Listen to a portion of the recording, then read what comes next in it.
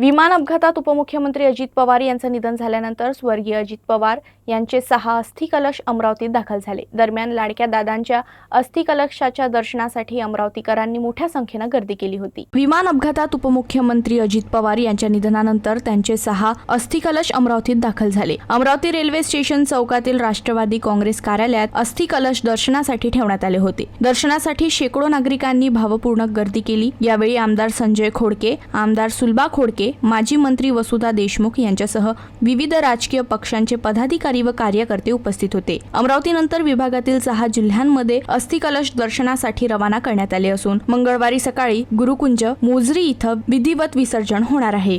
सर्व पक्षाचे प्रमुख पदाधिकारी यांच्यासाठी आज अस्थिकलशाचं दर्शन रात्रीपर्यंत ठेवण्यात आलेलं आहे आणि त्यानंतर उद्या सकाळी अमरावतीचं अस्थिकलशाचं जे आपलं विसर्जन आहे ते गुरुकुंज मोझरी इथे गुरुकुंज मंडळाच्या प्रथेनुसार सकाळी 5:30 वाजता त्यांच्या पूर्ण परंपरेनुसार तिथं विसर्जन करण्यात येणार आहे।